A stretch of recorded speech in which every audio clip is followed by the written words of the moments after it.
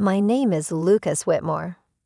Before I begin, if you believe family should mean loyalty, if you've ever trusted someone with your whole heart and paid the price for it, make sure you subscribe to this channel and leave your thoughts in the comments.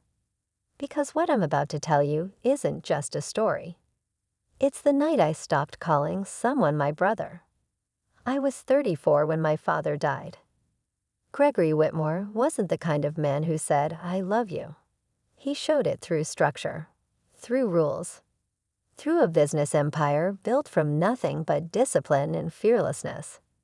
He built Whitmore Logistics from a rented garage and turned it into a regional powerhouse.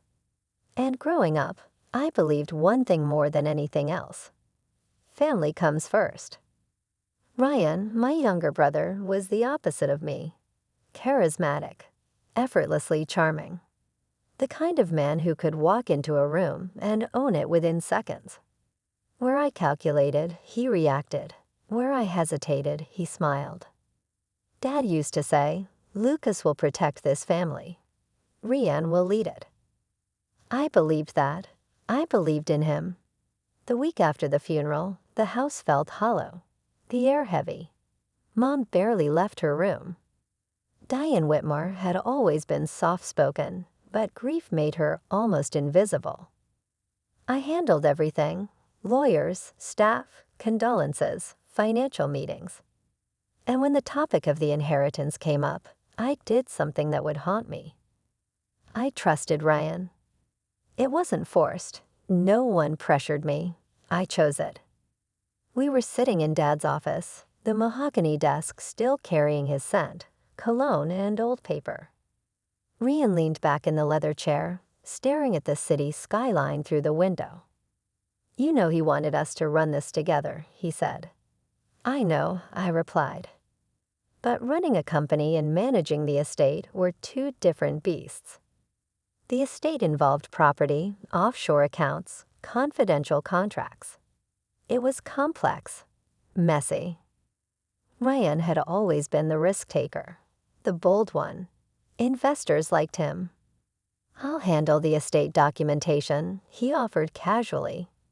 "You focus on stabilizing the company. That's your strength." He wasn't wrong. And maybe that's what scares me the most. Betrayal never feels like betrayal at first. It feels logical. So I signed the authorization. Full estate management oversight. Temporary. That's what I told myself. Temporary. For weeks, things seemed normal. Ryan updated me in broad strokes. Assets secured. Lawyer reviewing minor details. Nothing to worry about. Madison didn't trust it. Madison Harper had been in my life for 3 years. She had this way of watching people like she could see through layers. She never disliked Ryan, but she never fully trusted him either. One night, as we sat in my apartment overlooking the river, she asked quietly, "Have you seen the documents yourself?" "It's Ryan," I said. "He's my brother." She didn't argue. She just looked at me with that steady gaze. And sometimes silence says more than words. It happened on a Thursday. I went to Ryan's house unannounced. Not because I suspected anything. I just needed a file related to a property valuation. He wasn't answering his phone. The house was quiet when I walked in. He rarely locked it. I called his name. No answer. I headed upstairs toward his office, but something caught my eye. His bedroom closet door slightly open. It shouldn't have mattered. But something in me shifted. Maybe it was Madison's voice echoing in my head. Maybe it was instinct. I don't know. I stepped closer. Inside the closet, behind a row of tailored suits, there was a black fireproof document box. My heart started beating harder for no logical reason. I told myself to walk away. I didn't. The box wasn't locked. Inside were folders, legal forms, transfer documents. And then I saw it. A revised estate structure. Not temporary oversight. permanent asset reallocation. Majority control transferred to Ryan Whitmore. My name listed as minority beneficiary under Special Clause Amendment. Amendment. There had been no discussion of amendment. No vote, no family meeting. My hands started shaking. There were signatures. My signature. But I had never signed that document. I stared at the ink, at the curve of my name. It looked like mine. Too much like mine. Forgery doesn't scream. It whispers.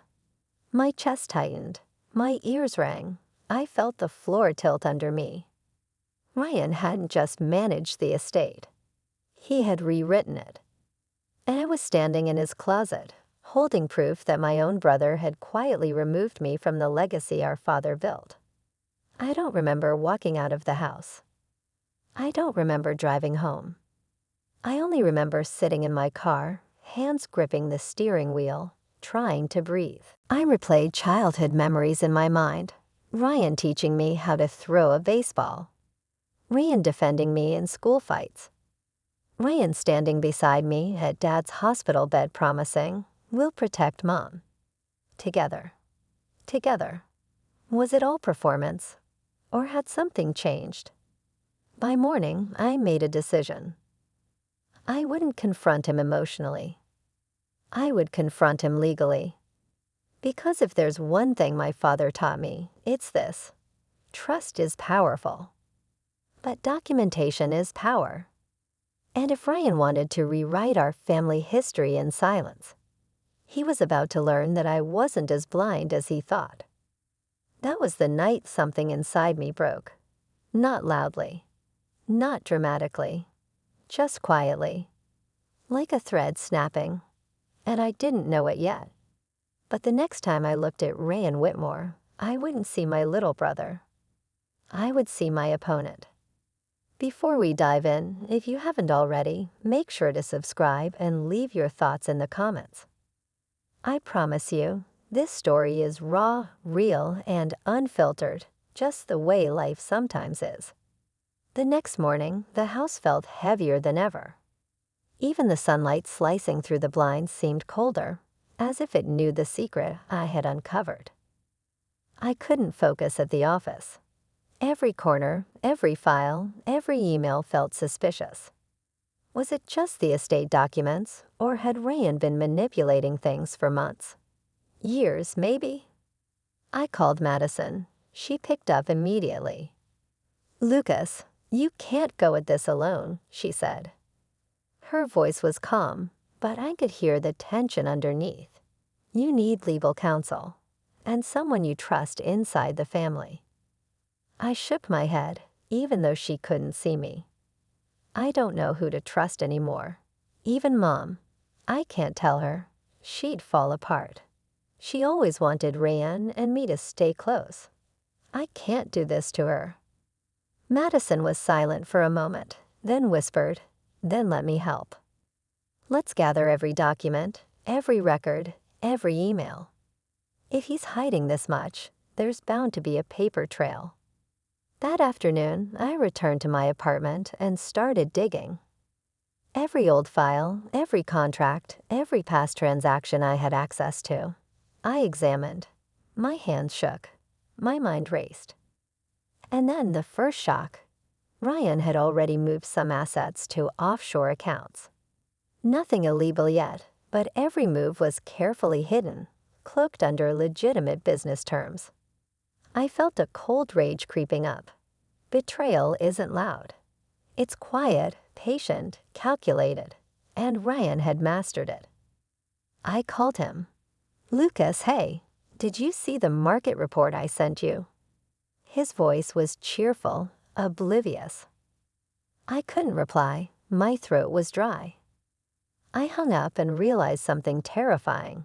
I had no idea how long this had been happening. My brother, the one I trusted with my inheritance, the one I loved like blood, had been rewriting our family's legacy behind my back. That night, I met Madison at a small cafe downtown. We spread out every paper I had found so far. The air between us was thick with tension, each document a dagger. "Look at this," I said, pointing at a series of transactions. "Ryan's already consolidating ownership under a new corporation. And he did it quietly, months ago." Madison's eyes widened. "This isn't just about money, Lucas. He's trying to control the narrative. He's rewriting the family story without even consulting you." My chest tightened. Anger, betrayal, fear, confusion. Every emotion collided inside me. And beneath it all, a hollow ache. I realized something. It wasn't just about the inheritance anymore. It was about identity, loyalty, and truth. The next day, I confronted Ryan, not yet with the documents, but with questions. "Ryan, why did you restructure the estate?" My voice was calm, but the storm inside me was building. He smiled, that familiar, charming smile. "I'm just thinking ahead, Lucas.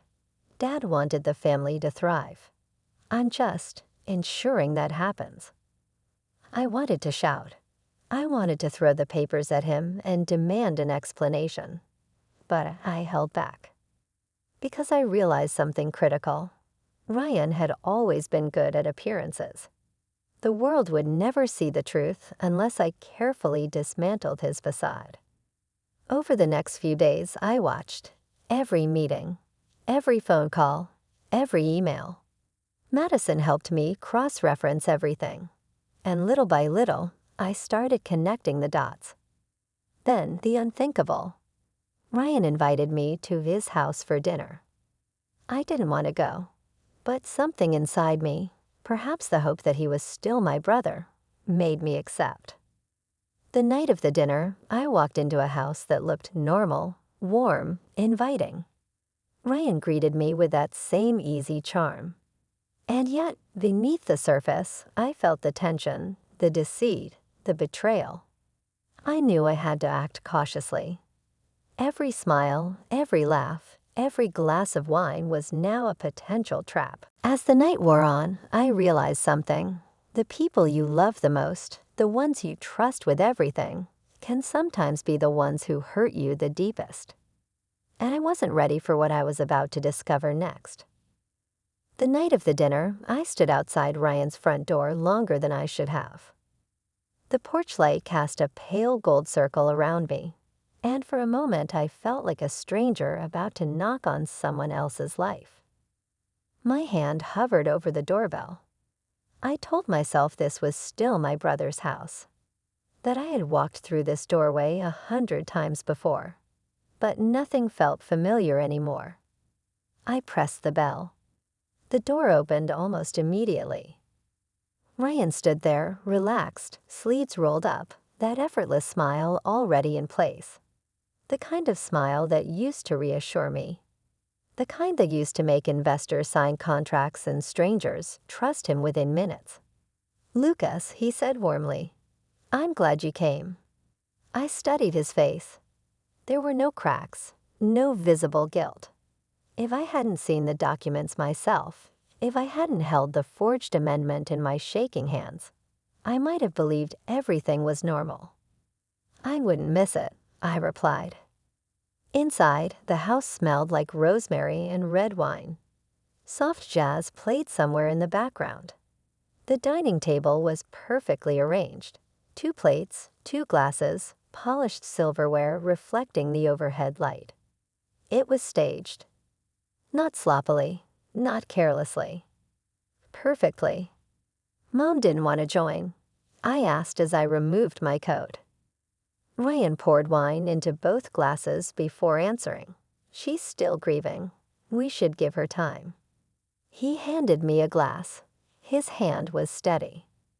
I didn't drink. "We need to talk about the estate," I said. He didn't flinch. He took a slow sip instead. "Of course," he replied. "What about it?" I held his gaze. The amendment. There it was. A flicker. Small, brief, but real. He set his glass down. "Lucas," he said calmly, "we both knew adjustments were coming." Permanent majority transfer isn't an adjustment. His expression hardened slightly, like a curtain quietly drawn across a window. You've always been good with numbers, he said. With structure. But leadership requires clarity, decisiveness, and forgery, I asked. The word landed between us like a dropped knife. Silence filled the room. I did what was necessary, he said finally. My pulse pounded in my ears. You signed my name. You authorized oversight, not control. He leaned back in his chair, studying me like I was a problem he had already solved. You would have hesitated, he said. Dad didn't build Whitmore Logistics by hesitating. Don't, I said quietly. Don't use him to justify this. Ryan's jaw tightened. Dad wanted one of us in command, not two men pulling in different directions. And you decided that was you. Yes. No apology. No shame. Just certainty. That certainty hurt more than anger ever could. I stood slowly, my chair scraped softly against the floor. You moved assets offshore, I said. You created a holding company months before the funeral. His eyes sharpened. You've been digging. I found the fireproof box. For the first time, real tension flickered across his face. That was private. So was my signature. He rose to his feet. Now we stood only a few feet apart. You don't understand the scale of what you're threatening, he said quietly. If you take this public, the company suffers. Investors panic.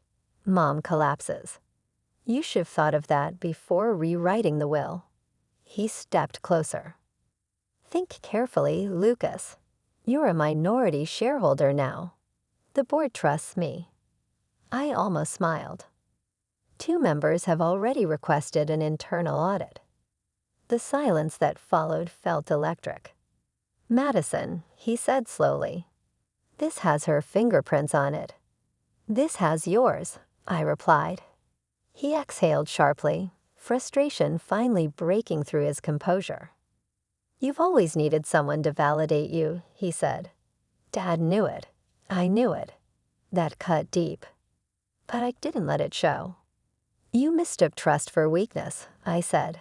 That's your mistake. His voice dropped lower. If you file anything, this becomes war. I walked toward the door. It already is. Once you cross that line, he warned, there's no coming back. I paused with my hand on the handle. You crossed it first. And then I left. The night air hit me like cold water. I stood beside my car for several seconds, breathing in slowly, steadying myself. My hands trembled, not from fear, but from the finality of it all. Ryan wasn't conflicted. He was committed. I got into the car and called Madison. Well, she asked. He doesn't deny it. A pause. Then we move forward. I stared at the city skyline glowing in the distance. He said it would destroy the family. Lucas, she replied gently, it was already destroyed. You just didn't see it yet. I ended the call and sat in silence. All my life, I believed loyalty was automatic. That blood guaranteed alignment. That brothers stood on the same side of history. I was wrong. The next morning, I sat across from our family attorney. I laid out every document, every transaction, every discrepancy. He examined the forged signature carefully.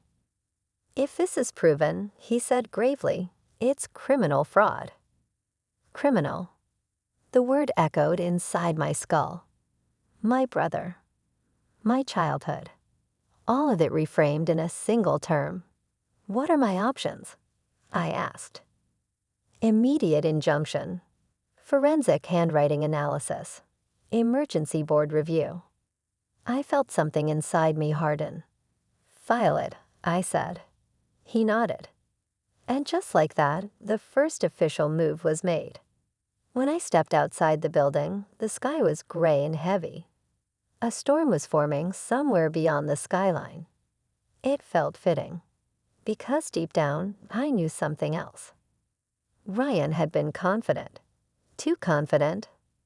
Confident men don't hide documents in closets unless they believe no one will ever look. Which meant one of two things. Either he underestimated me, or he believed he wasn't alone. And as I walked toward my car, a chilling thought settled into my chest. If Ryan wasn't acting alone, then this wasn't just a betrayal. It was a conspiracy. And I was only beginning to see how deep it went. The storm broke the same night the injunction was filed. I remember standing in my apartment, watching rain strike the glass in sharp, relentless sheets. The city lights blurred into streaks of gold and white, distorted by water and distance. It felt symbolic. Everything I thought was solid wasn't. By morning, the legal notice had been delivered to Ryan. By noon, the board knew. By 3 in the afternoon, the first crack appeared. It came in the form of a phone call. "Lucas," said Daniel Mercer, one of our longest-standing board members. His voice was lower than usual. Cautious. "There are irregularities." "I'm listening." "There's a consulting contract," he continued. "Signed 3 months before your father passed. It authorizes strategic restructuring under emergency succession conditions." I felt my stomach drop. "Signed by who?" "A majority vote." "That's impossible," I said immediately. There was no meeting.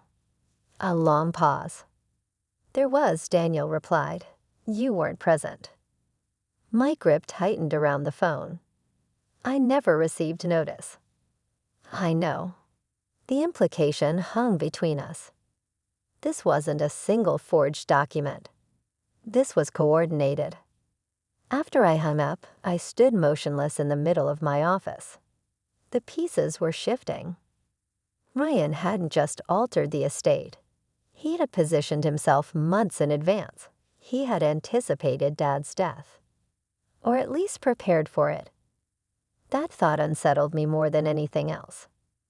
That evening, I met Madison in the conference room after hours. The building was quiet. Most of the staff had gone home. Only the hum of fluorescent lights remained. I laid out everything Daniel had told me. "They voted without me," I said, 3 months ago. Madison frowned. "Who attended?" I pulled up the archived minutes. Ryan. Daniel Mercer. Elaine Porter. And my breath caught. Carter Voss, our chief financial officer. I felt something cold settle into my spine. Carter had worked with my father for 15 years. He was meticulous, reserved, loyal, or so I believed. "He controls internal transfers," Madison said slowly. "If offshore accounts were created, he would have facilitated them." The room suddenly felt smaller. I leaned back in my chair and stared at the ceiling. Ryan wasn't acting alone. He had built a coalition. "Why?" Madison asked quietly. Power was the obvious answer. But it didn't feel complete. There was urgency in Ryan's actions. Precision. Timing. Almost like he was racing against something. The next morning, the forensic handwriting analysis came back preliminary. Inconclusive, the attorney said. It's a near-perfect match. If it's forged, it's professionally done. Of course it was. Ryan didn't make sloppy moves. By midday, I received a formal notice from the board. An emergency session had been called. Requested by Ryan. The agenda: vote of confidence in executive leadership. I stared at the email for a long time. He was counterattacking. That night, I didn't sleep. Instead, I drove. I found myself pulling into the old warehouse district near the river, the place where Whitmore Logistics had started. The original garage still stood there, wedged between newer buildings. I hadn't been back in years. I got out of the car and walked toward it. The metal door was rusted now, but the faint outline of our original company logo was still visible. I ran my hand over it. I could almost see Dad inside, late nights, oil-stained hands, relentless determination. He believed in structure, in hierarchy, but he also believed in merit. Would he have chosen Ryan? Or would he have chosen unity? The answer no longer mattered, because Ryan had already chosen division. The emergency board meeting was set for Friday morning. When I entered the conference room, the atmosphere was tense. Ryan was already seated at the head of the table. My seat, once beside him, felt further away than ever. He gave me a polite nod. Lucas. No warmth, no hostility. Just calculation. The board members shifted uncomfortably as the meeting began. Ryan spoke first. Our company is entering a critical phase, he began smoothly. Stability is paramount. Unfortunately, recent legal actions initiated by Lucas have created uncertainty. He didn't look at me. He didn't have to. I moved for a formal vote reaffirming executive authority under my leadership. There it was. Daniel cleared his throat. Before we vote, there are allegations that must be addressed. Ryan turned calmly toward him. Allegations without proof. I stood. You altered estate documents. You facilitated offshore asset transfers. And you convened a board meeting without notifying a majority shareholder. The room was silent. Carter Voss finally spoke. The restructuring was precautionary, he said. Your father's health was declining. Contingency planning was necessary. I looked directly at him, and removing me was necessary. His eyes didn't waver. For continuity. Continuity. Such a clean word for betrayal. Ryan folded his hands. Lucas, he said almost gently, this doesn't have to end in destruction. Withdraw the injunction. We'll negotiate your equity. Quietly. There it was. Not reconciliation. Buyout. You don't want partnership, I said. You want control. He didn't deny it. The vote was called. One by one, hands were raised. Daniel hesitated. Elaine followed Ryan. Carter, of course, voted with him. 2 abstained.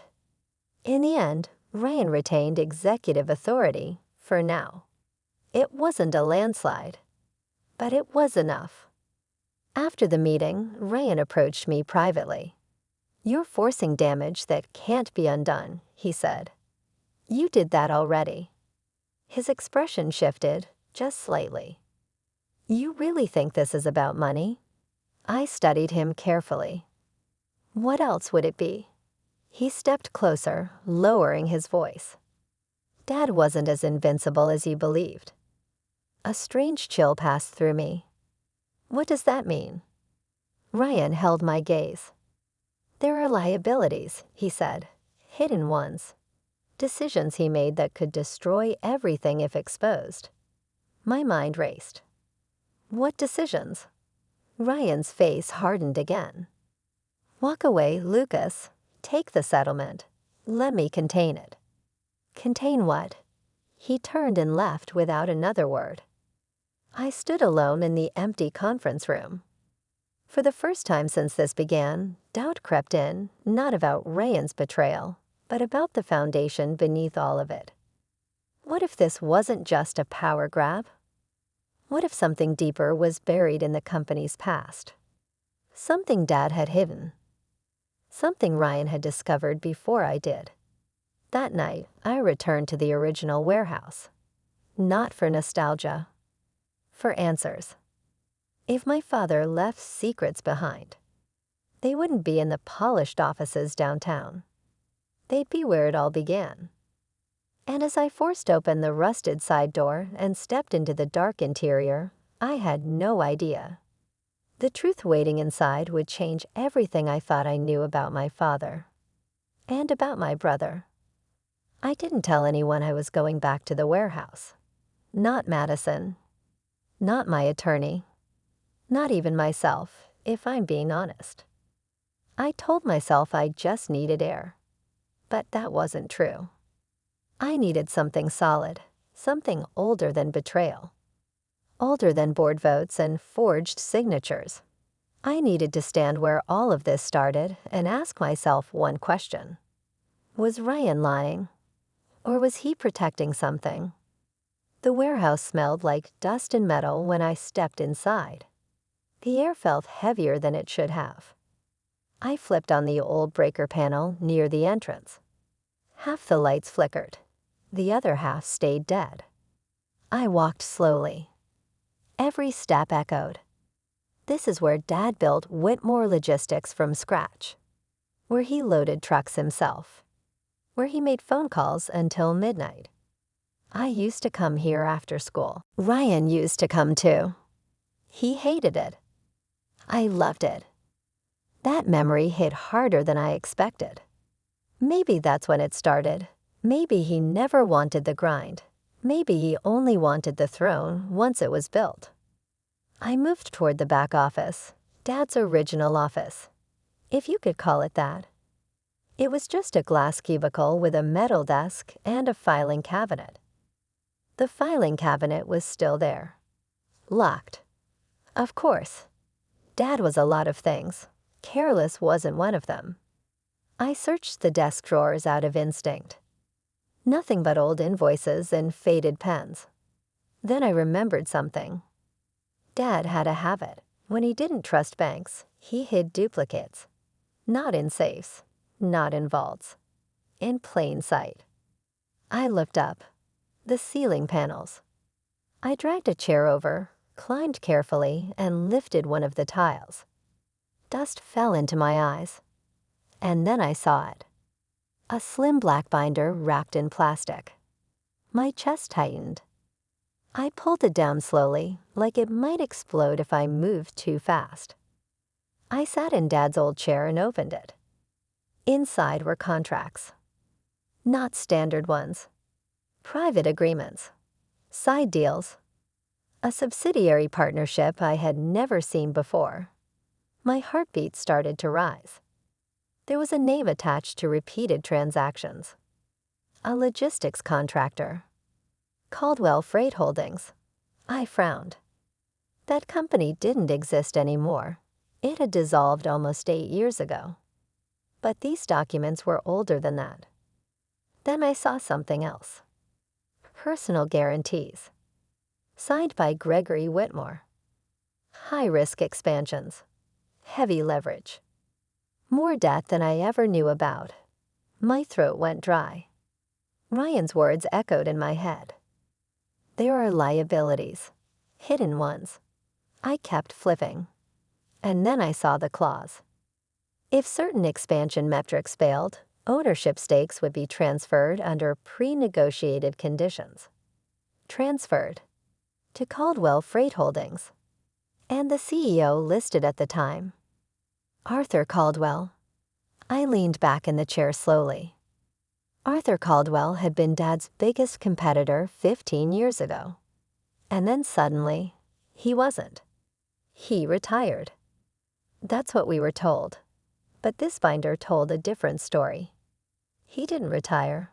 He merged quietly. Through layered agreements. Through debt structures. Through leverage. Whitmore Logistics wasn't as independent as I believed. It was entangled. Deeply.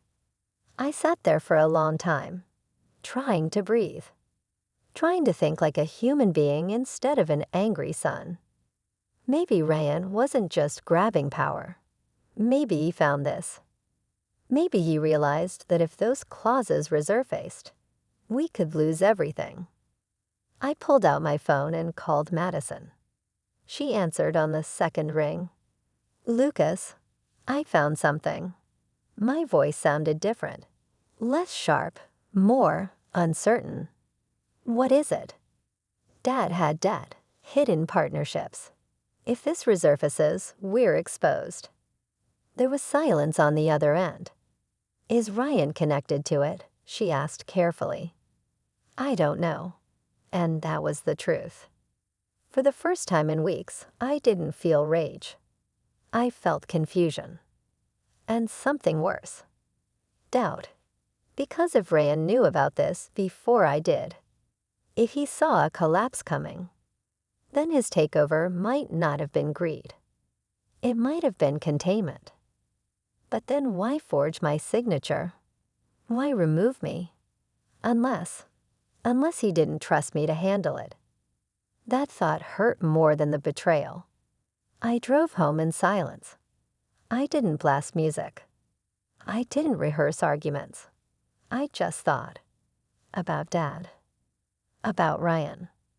About how easy it is to turn someone into a villain when you only see one side of the board. When I walked into my apartment, Madison was already there. She looked at me and immediately knew something had shifted. You don't look angry, she said. I'm not sure I'm supposed to be, I replied. I handed her the binder. She scanned a few pages. This is serious, she said quietly. Yeah.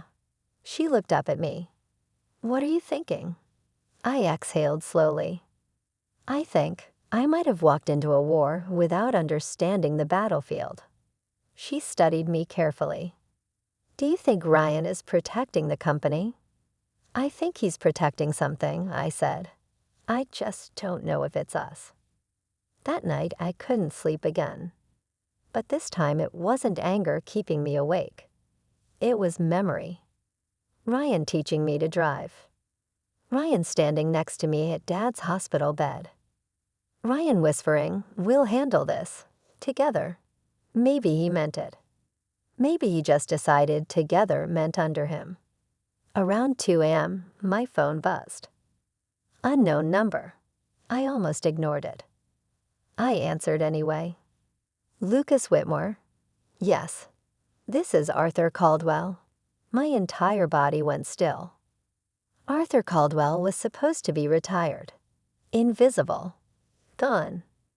I think, he continued calmly, we should talk. Your brother and I already have. The line went silent. Not disconnected. Just waiting. And in that silence, I realized something very simple. This was never just about two brothers fighting over power. It was about a decision made years ago. A deal buried in debt. And whatever Ryan did, he didn't start this story. Dad did. I didn't speak for a few seconds after Arthur Caldwell said his name. I just listened to the silence on the line. It wasn't the kind of silence that comes from uncertainty. It was patient. Controlled, like he knew I would answer eventually. What do you want? I asked. Straight, no emotion. A soft chuckle came through the speaker. Efficiency. I appreciate that. My jaw tightened. You've been looking through old paper, he continued. That means you've discovered the leverage structure your father entered into. So he knew. Of course he knew. You mean the quiet merger he never told his sons about? I replied. Your father was a pragmatic man, Caldwell said smoothly. He understood risk. And you understood how to position yourself inside it. Another pause. You sound angry, he observed.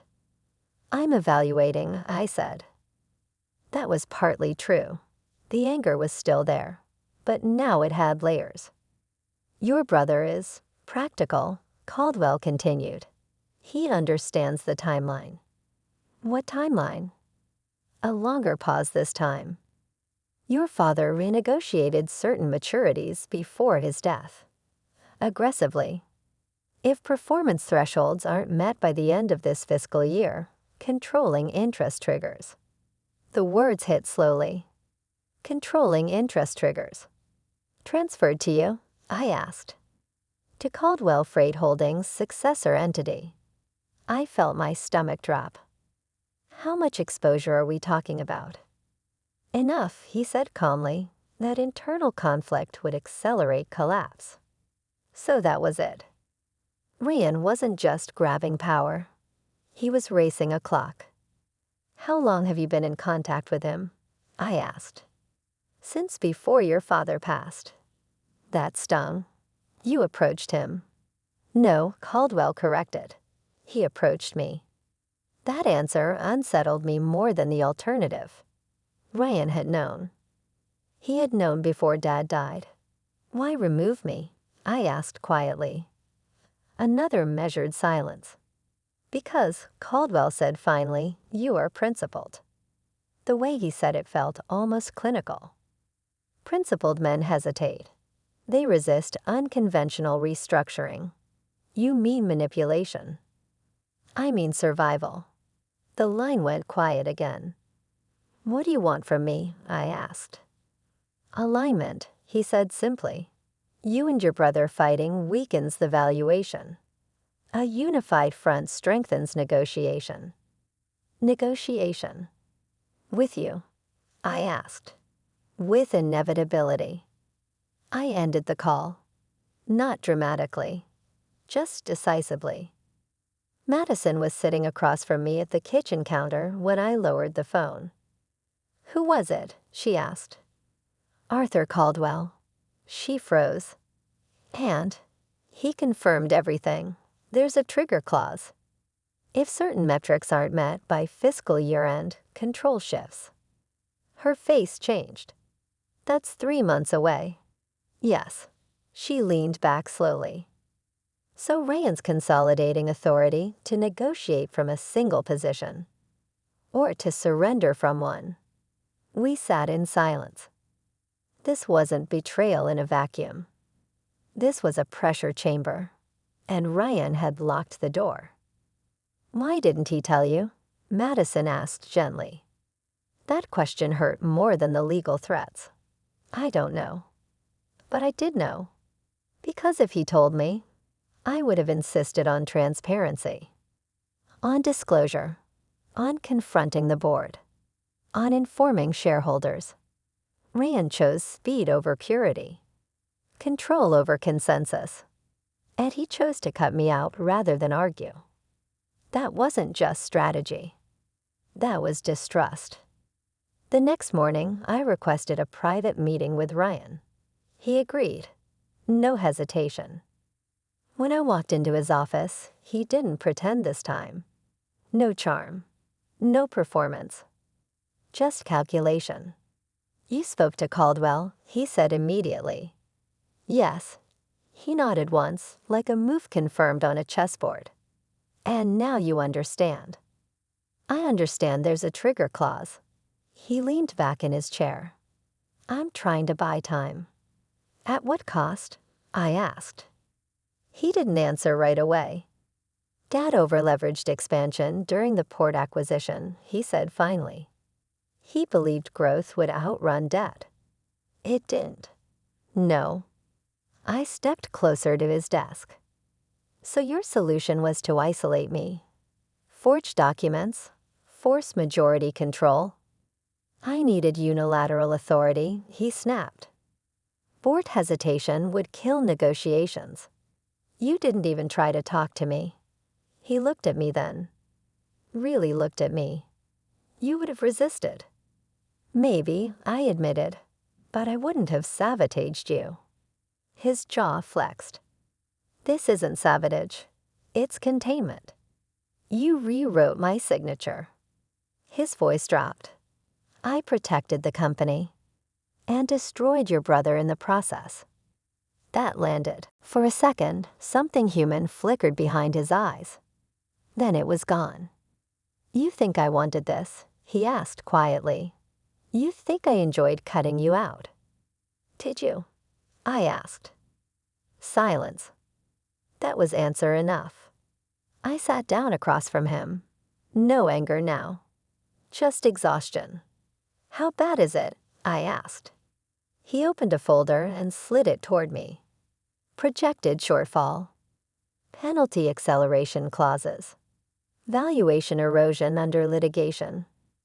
My injunction had already spooked 2 institutional investors. If this goes public, he said, Caldwell enforces early. And if we unify, I renegotiate the trigger terms. You, I repeated. Yes. And what do you give him? Ryan didn't respond immediately. Finally, board seat, minority strategic equity. How much? Enough to keep us intact. I stared at him. So this ends with Caldwell inside our company anyway. Controlled, Ryan said. Not dominant. I exhaled slowly. You could have told me. He looked tired for the first time since Dad died. You've always believed in doing things the right way. And you don't. I believe in doing what works. There it was. Not villainy. Not heroism. Just philosophy. We sat in silence. 2 brothers. Same father. Different definitions of survival. After a long moment, I asked quietly, if I withdraw the injunction, do you put my authority back? He hesitated. That complicates negotiation. I stood up. Then you don't want unity. You want obedience. His eyes hardened again. And you want control without responsibility. The words hit hard. Because maybe there was truth in them. I had protected the structure. Ryan had fought the fire. But he lit one too. At the door, I paused. You don't get to decide alone anymore, I said. If we face collapse, we face it together. You'll cost us leverage, he replied. Maybe, I said, but secrecy already cost us trust. I left without slamming the door. No drama. Just wait. That night, I lay awake thinking like a man, not a shareholder. If I push legally, the company weakens. If I withdraw, Ryan consolidates control. If I expose Dad's leverage history, the stock dips. Every option hurts someone. For the first time, I understood something simple and uncomfortable. This wasn't about who was right. It was about who was willing to carry the blame. Around midnight, my phone buzzed. A message from Ryan. Just one sentence. If we lose this, we lose everything Dad built. I stared at it for a long time. Then I typed back. If we win it like this, we lose each other. He didn't respond. And I didn't sleep. Because for the first time, I wasn't fighting my brother. I was deciding whether I still had one. The final week of the fiscal year arrived beneath a sky that couldn't decide whether to storm or stay still. The city felt suspended. So did we. I stood outside the boardroom doors longer than necessary, staring at my reflection in the glass. I had changed. Once I believed leadership meant control. Then I believed it meant morality. Now I understood something far heavier. Leadership means choosing which consequences you're willing to live with. Inside, everyone was already seated. Ryan at the head of the table. Daniel, Elaine, Carter. And on the large screen at the far end, Arthur Caldwell, composed as ever. This was it. Ryan began. We've reached a revised agreement, he said, voice steady. Caldwell Holdings will accept limited strategic equity. 1 observer seat. The trigger clause will be suspended for 2 years. Controlled, structured, clean. He turned toward me. Lucas would like to add something. I stood. I had slides prepared. Financial projections. Risk matrices. Negotiation models. I closed the laptop. This company was built on risk. I began. Our father leveraged everything because he believed growth would outrun debt. Silence settled over the room. He was wrong. The words didn't tremble. They landed. And we've spent the last few months fighting each other instead of confronting that truth. Ryan's jaw tightened slightly. I continued. If we sign this deal quietly, we survive. But we survive through secrecy, through internal fracture. I turned to the screen. Mr. Caldwell, you positioned yourself through leverage. Strategically. Legally, I respect the precision. Caldwell didn't react. But this ends differently. I slid a document across the table.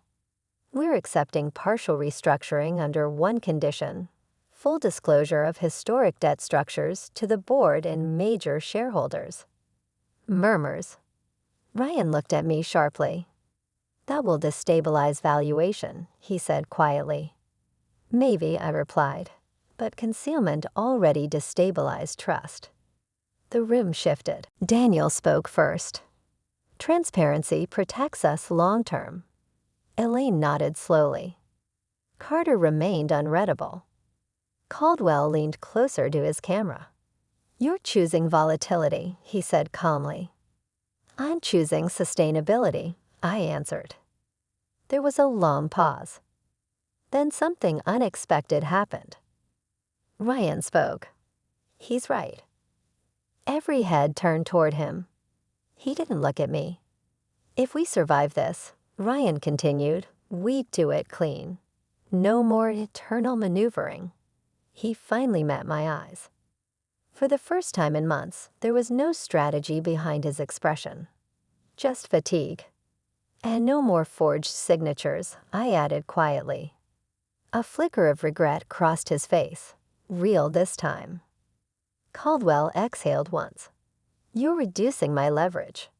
Yes, I said. That's the point. Another silence. Then Caldwell gave a single nod. Very well. Revised terms. Full disclosure. 2-year suspension. It was done. Not victory. Not defeat.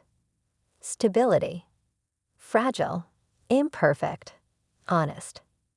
That night, Ryan and I stood outside the old warehouse by the river. The place where everything started. No board members. No lawyers. No screens. Just us. You almost burned it down, I said. You almost exposed it too soon, he replied. We both half smiled. You should have told me, I said. I didn't think you'd bend, he admitted. I didn't think you'd break me. Silence. Then he said something I didn't expect. I was scared. That was the first honest thing he'd given me since our father died. Not justification. Not strategy. Fear. And that changed everything. Because betrayal born from greed is one thing. Betrayal born from fear is something else entirely. Still painful. Still wrong. But human. I'm not your opponent, I said. I know, he replied. I just didn't know how to fight beside you without losing control. We stood there for a long time, looking at the faded outline of the original company logo. Family doesn't guarantee loyalty. Trust isn't automatic. And leadership isn't clean. What I learned wasn't that my brother was a villain. It was that pressure reveals philosophy. Ryan believes survival justifies secrecy. I believe survival requires truth.